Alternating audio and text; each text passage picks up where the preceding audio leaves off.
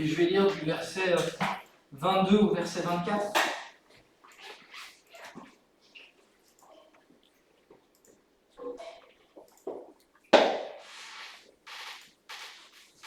Marc chapitre 10, verset 24. Ouais, je suis dans la version Louis II, vu que j'ai pris ma bonne vieille Bible. Donc Jésus, voilà, il va parler, chapitre 23, excusez-moi, je me suis trompé. C'est juste pour qu'on puisse remettre le texte dans son contexte. Jésus prit la parole, il leur dit « Ayez foi en Dieu. Je vous le dis en vérité, si quelqu'un dit à cette montagne, ôte-toi de là et jette-toi dans la mer, et s'il ne doute point en son cœur, mais qu'il croit que ce qu'il dit arrive, il le verra s'accomplir. » Verset 24. Jésus place les fondements, c'est la foi. La foi qui doit se manifester au travers de notre prière. C'est pourquoi je vous dis, tout ce que vous demanderez en priant, croyez que vous l'ayez reçu et vous le verrez s'accomplir. Amen. Amen. Qu'est-ce qu'il y a ? Je me suis trompé ? Non, c'est moi, je crois que je me suis trompé. Ah, c'était Quoi ? chapitre 11. Non, il a dit chapitre 10, mais c'était chapitre 11. Ah, voilà. Ah oui, d'accord. Ouais. Bon, excusez-moi, c'est moi. Marc 11 en tout cas. Moi, je trouve ce passage extraordinaire parce que parfois, la parole de Dieu, on pourrait lui faire perdre de l'autorité en disant qu'en réalité, Dieu ne va pas exaucer certaines prières. Je pense qu'en réalité, c'est vrai, Dieu ne va pas exaucer toutes nos prières. Mais ici, Jésus, ce qu'il dit est quand même très clair. Il dit, tout ce que vous demanderez en priant, croyez que vous l'avez reçu et vous le verrez s'accomplir. Sur quoi doit se baser notre prière ? Sur la foi et sur la volonté de Dieu. Et en réalité, quand je vais prier, il faut que je manifeste les deux. Premièrement, la foi, mais aussi que je m'aligne avec la volonté de Dieu. Si je ne suis pas aligné avec sa volonté, mais que je vais prier avec foi, Dieu va répondre, mais pas forcément comme il le voudrait. Pourquoi je vous dis ça ? L'apôtre Paul, il va prier. Et il va dire, qu'est-ce qu'il va dire l'apôtre Paul ? Il va dire, j'ai demandé 3 fois au Seigneur de me retirer les charmes de dans ma chair. Il prie avec foi. Est-ce qu'il est aligné avec la volonté de Dieu ? Non. Parce que Dieu va lui répondre, ma grâce te suffit. Parce que finalement, ma puissance, elle s'accomplit au travers de ta faiblesse. Et parfois, en réalité, je pense qu'on n'est pas exaucé dans nos prières parce qu'on n'est pas aligné avec la volonté de Dieu. Pour moi, c'est 2 axes principaux pour la qualité de notre vie de prière. C'est premièrement la foi, mais aussi s'aligner avec la volonté de Dieu. Pourquoi je dis s'aligner avec la volonté de Dieu ? Parce que la parole de Dieu, elle nous aligne avec ses plans et ses projets. Et il y a des fois, nous faisons des prières, et qui sont des prières au conditionnel. Seigneur Jésus, je te prie pour ça, mais toutefois que ta volonté soit faite. C'est du conditionnel. Parce que là, du coup, on remet en question tout ce pourquoi nous avons prié. Et pourtant, nous pouvons savoir clairement dans la Bible quelle est la volonté de Dieu. Si je reprends ce que Jacques va dire, demander la sagesse, et il va parler de la foi, etc. Ça, on va revenir peut-être un petit peu tout à l'heure. Mais il va dire que celui qui demande ne doute point. Donc si tu pries pour avoir de la sagesse, ne dis pas toutefois, Seigneur, que ta volonté soit faite. Comprenez ce que je veux dire ? Si vous priez pour qu'il y ait une effusion du Saint-Esprit, combien de passages dans la Bible dit que Dieu va répandre son esprit, mais aussi qu'il désire que tout soit rempli du Saint-Esprit. Si vous dites « si » ou « toutefois, Seigneur, que ta volonté se fasse », on anéantit toute notre prière. Parce qu'en réalité, on ne se base pas sur ce qui est écrit. Or, la volonté de Dieu, que je le sache, elle n'a pas changé. Elle est toujours la même. Et c'est pour ça qu'en réalité, nous devons plonger nos regards dans cette parole. Parce qu'en réalité, cette parole est la source même de nos sujets de prière, de la qualité de nos prières.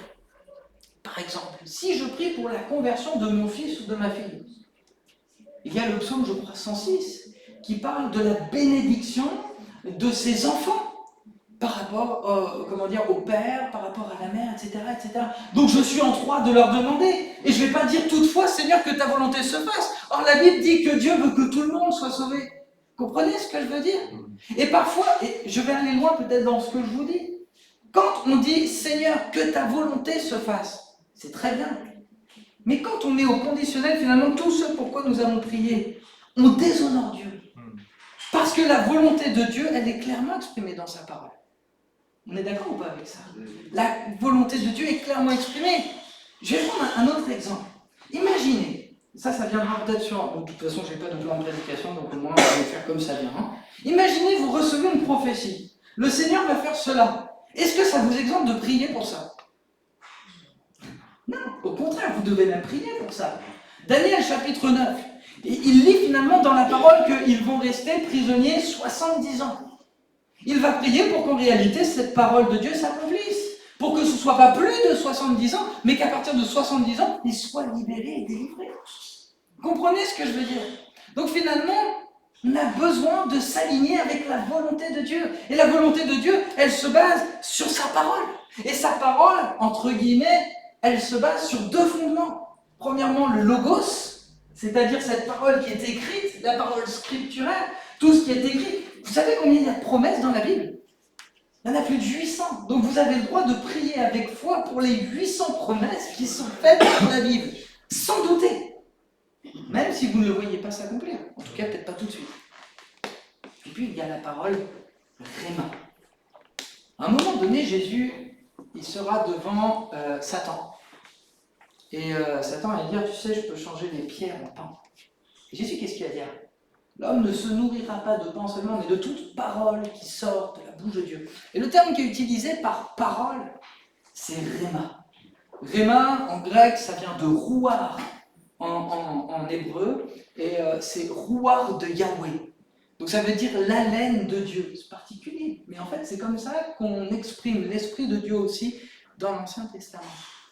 Notre foi a le droit de se baser sur ce qui est écrit ici, mais elle a le droit aussi de se baser sur ce que l'on va recevoir nous personnellement, peut-être de manière prophétique, de manière personnelle, de ce que le Saint-Esprit va nous dire. Par conséquent, si je le reçois, et ce que je vous dis là, franchement, je me le prêche à moi, parce que vous ne savez pas dans quelle situation je suis actuellement, notamment sur ma future position d'église. Mais si ça vient de Dieu, j'ai pas le droit de douter. J'ai pas le droit de mettre au conditionnel. Alors si, d'une certaine manière, j'ai tous les droits, parce qu'on est libre, vous voyez? Mais c'est un manque de foi de ma part. Si je remets en question même ma façon de prier. Et c'est pourquoi nous avons vraiment besoin de réaliser que si on veut vivre ce que Jésus ici il nous dit, on doit s'aligner avec la volonté de Dieu. Cette volonté qui est révélée dans sa parole. Mais aussi cette volonté qui est révélée à nous personnellement, peut-être pour des projets plus personnels, etc. etc. Et dans ces cas-là, il se passe bien ce qui est écrit. Tout ce que vous demanderez en priant, croyez que vous l'avez reçu et vous le verrez s'accomplir. Maintenant, il y a un deuxième obstacle. Premièrement, c'est la révélation de sa parole. Ensuite, c'est la révélation, entre guillemets, prophétique. Le deuxième obstacle, c'est notre foi. Or, si nous prenons Jacques chapitre 1, je crois que c'est le verset 5. Je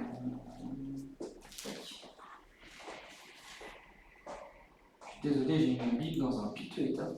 Voilà. C'est la version numérique. Jacques chapitre 1, verset 5. Donc là, on repart sur quelque chose que vous avez le droit de demander sans douter.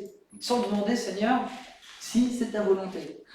Si quelqu'un d'entre vous manque de sagesse, qu'il la demande à Dieu, qui donne tout simplement à son reproche, elle lui sera donnée. Ok. Ça, c'est important. Et juste après, qu'est-ce qu'il dit? Verset 6. Mais qu'il demande avec foi, sans douter.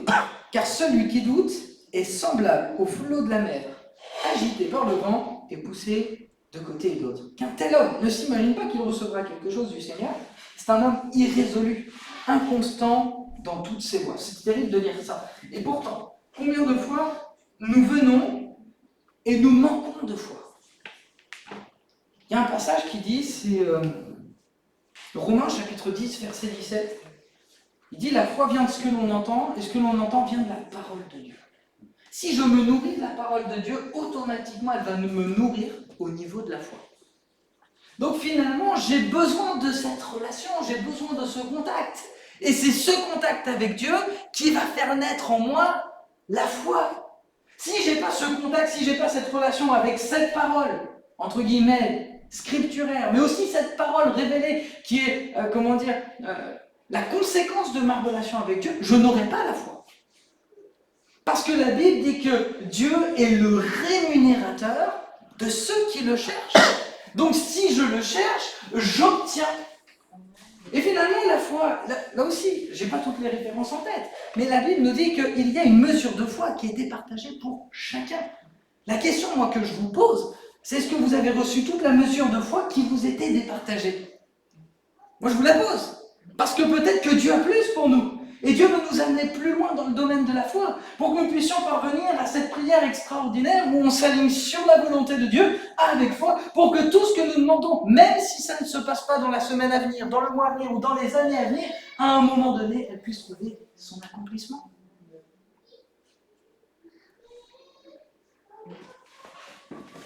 Hébreux chapitre 11, verset 1. C'est la définition même de la foi. Or, la foi est une ferme assurance des choses qu'on espère, une démonstration de celles qu'on ne voit pas. C'est là toute la difficulté de la foi. C'est qu'on est toujours confronté à des situations où nous voyons des choses contraires à ce pourquoi nous prions. Le Seigneur veut nous donner plus à chacun d'entre nous. Plus de foi. Parce qu'il a départagé pour chacun d'entre nous une mesure. Et peut-être que tu n'es pas encore arrivé à la mesure de foi qu'il t'a donnée. Parce qu'il veut t'amener plus loin. Et parce qu'il veut qu'on rentre dans ce cadre où, entre guillemets, eh bien, la prière va se manifester avec efficacité. Est-ce que j'ai le droit de prier pour qu'un malade soit guéri? J'ai le droit. La Bible, elle nous dit, vous imposerez les mains, les malades seront guéris. Ésaïe 61, il est celui qui guérit le cœur brisé, qui délivre les captifs. Il peut y avoir une volonté de Dieu qui est propre à chacun. Mais est-ce que pour autant j'ai le droit de douter de ma prière? En disant toutefois, Seigneur, que ta volonté soit faite. Si vous sentez dans votre cœur, pourquoi pas après tout, que ce n'est pas la volonté de Dieu. Mais ça, c'est la révélation. Et par conséquent, c'est aussi une dimension de foi. Mais on a besoin de cette relation avec le Seigneur. Et je pense que trop de fois, on annule la qualité de notre intercession à cause de nos doutes. Et il y a des fois, franchement, soyons très honnêtes, on prie, on est vrai avec nous-mêmes, on est vrai avec le Seigneur, mais dans le fond, on n'est pas convaincu qu'il va agir. Il y a même des fois, parce qu'on sait qu'on n'est pas convaincu, toutefois, Seigneur, que ta volonté se fasse. Oui, parce que je ne suis pas sûr que tu veuilles le guérir. Est-ce que c'est à moi d'en juger? Est-ce que c'est à moi d'en décider? Si lui me le révèle, ok. Mais ce n'est pas le cas. J'ai le droit de prier pour ça. Vous comprenez ce que je veux dire? Et finalement, tout ça, c'est dans beaucoup de domaines. Je n'ai pas toutes les 800 promesses, entre guillemets, qui sont de la Bible. Mais ce que je veux dire, c'est que notre intercession, elle doit être basée sur ce qui est écrit et sur ce qui nous est révélé. Par conséquent, on s'aligne avec la volonté de Dieu et le Seigneur agit. Et le Seigneur intervient. Ça voudrait dire alors qu'on recherche d'abord la conviction avant de prier? Il y a des fois, je pense même que tu dois chercher la conviction après. C'est très intéressant ce que tu dis. Pourquoi je te dis ça? Je vais te prendre un témoignage.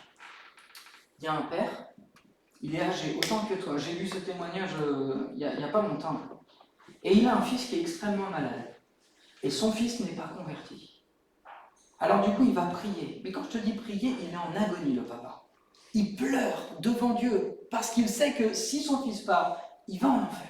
Il prie, il prie, il prie. À un moment donné, alors qu'il prie pour lui, pour son salut, il reçoit la conviction dans son cœur qu'il est guéri. Parfois, je pense que la conviction, elle vient après. Parce qu'on se tient devant Dieu. Et c'est là aussi où je pense que la prière, elle doit se manifester avec foi. Pourquoi? Parce qu'il y a des fois, quand on va commencer à prier, on n'a pas la foi. Mais plus on se rapproche de Dieu, plus on prie avec conviction, et la foi, à un moment donné, elle se manifeste. Bon, là c'est une question vraiment, entre guillemets, de vie et de mort. Autant sur un plan charnel que sur un plan spirituel. Mais ce père, il était là et il a tout donné pour son fils. Tout donné devant Dieu, et à un moment donné, le Seigneur s'est manifesté. Et moi, je pense que des fois, il ne faut pas qu'on attende que la conviction, elle arrive avant Il faut qu'on se tienne devant Dieu, et peut-être même que parfois c'est Dieu qui le veut, pour qu'il voit aussi véritablement les sentiments de nos cœurs. Et ça, c'est notre relation avec lui. C'est intéressant. Tester notre foi. Tester aussi notre foi. Et peut-être même voir aussi quels sont véritablement nos sentiments, nos émotions pour ceux que nous aimons. Comme je vous parlais dans l'intercession, c'était jeudi dernier. Des fois, je pense que le Seigneur veut aussi voir, excusez-moi le terme que j'ai dit, mais nos tripes, quoi. Où est-ce qu'on en est dans cette situation? Qu'est-ce qu'on veut véritablement? Et il y a des fois, moi, je crois que malheureusement, on a abandonné trop rapidement. Mais ça, c'est moi, après. Je ne veux pas vous mettre de culpabilité ou quoi que ce soit. Et ça, moi, je le pense. Pour moi, personnellement, il y a des choses que j'ai abandonnées trop rapidement parce que peut-être j'ai douté et peut-être parce que j'avais pas envie de prendre ce temps, parce que j'avais autre chose à faire. Mais ça, je pense après, on est tous concernés. Enfin bref, tout ça pour dire, j'ai répondu à ta question? Oui. Tout ça pour dire... C'est tellement complexe, les intercessions, les demandes. On ne peut jamais être sûr que ça va être exaucé. En fait, Et c'est le après, principe de la foi. Après, je pense que si le Saint-Esprit vit en nous, je pense que c'est aussi lui qui manifeste ses désirs au travers de nous. Moi, je sais qu'il y a des sujets, mais après, là, c'est personnel, où je me suis tenu longtemps, et parfois même dans des situations un peu particulières, mais j'ai vu la main de Dieu agir. Mais après, je pense qu'il faut y être confronté. Et après, je pense aussi qu'il faut avoir soif de ça. Et comme je le disais quand je parlais de l'intercession, il faut être prêt, ou pas, à accepter de voir quel est véritablement l'état du cœur de Dieu par rapport aux situations qui nous entourent, par rapport peut-être aux pécheurs, par rapport à toutes les situations terribles. Bon bref, là du coup on s'éloigne un petit peu du sujet. Et je pense que... Alors, du coup, bon, voilà, je vais revenir un petit peu à ce que je disais. Je pense qu'il y a 3 éléments, ou plutôt 2, pour prier avec conviction et qu'on puisse voir, entre guillemets, l'accomplissement de nos prières. Il faut qu'on soit aligné sur sa parole, sur la révélation aussi de sa parole, et peut-être la révélation des situations qui sont là, ou alors la révélation qui peut venir après, une fois qu'on s'est tenu dans la prière. Mais on a besoin de cette foi. Cette foi. Et c'est vrai que Jésus va en parler plusieurs fois dans quasiment tous les évangiles, que la foi est capable de déplacer les montagnes, qu'elle est capable de déraciner un olivier et puis de l'amener là-bas, enfin des trucs absolument impossibles en fait. Et je pense que c'est ça. Et nous, on veut s'aligner avec le plan de Dieu, s'aligner avec la volonté de Dieu. Et la volonté de Dieu, elle est clairement exprimée. Elle est clairement exprimée. Mais pour ça, il faut qu'on la connaisse, pour ça, il faut qu'on la lise. Et puis, des fois, on peut la citer aussi, cette parole de Dieu. Alors écoutez, on va prier. On veut prier.